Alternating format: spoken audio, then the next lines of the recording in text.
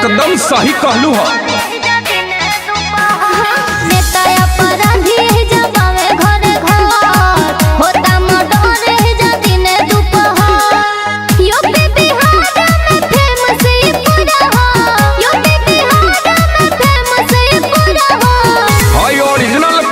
बड़ा बड़ा गुंडा हमरा पौआ के धूरा हो, दबंग के शहर मधेपुरा हो। बड़ा बड़ा गुंडा हमरा पौआ के धूरा हो, दबंग के शहर मधेपुरा हो।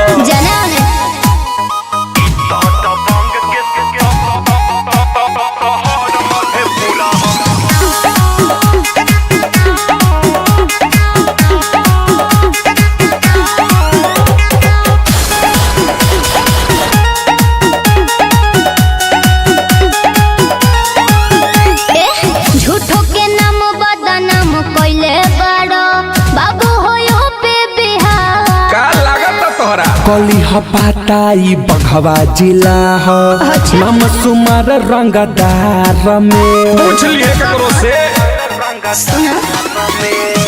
झूठो के नाम बदनाम कइले बड़ो बाबू होयो पे बिहार। अच्छा कली हपाताई बघवा जिला हो, नाम सुमार रंगदार में लगे के सेरा के मुंह में पूरा पूरा हो, लगे के सेरा के मुंह में पूरा पूरा हो।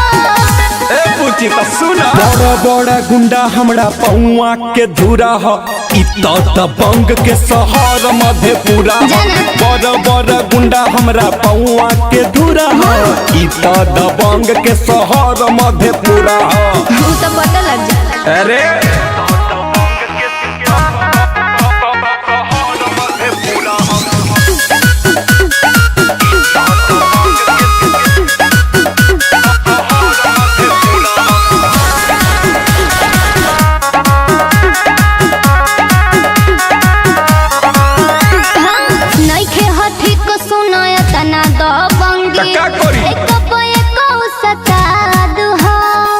एक गोपी से 38 में बाटे जिला पूरा कुरफाद हो। अच्छा तब का सुनो नइखे होठे तो सुनो इतना दबंगी एक उस्ताद हो। एक गोपी से 38 में बाटे जिला पूरा कुरफाद हो। सुनो बुझे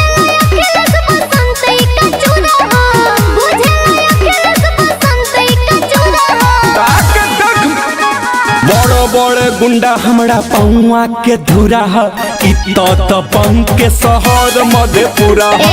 बड़े बड़े गुंडा हमरा पौआ के धूरा है, दबंग के शहर मधेपुरा है।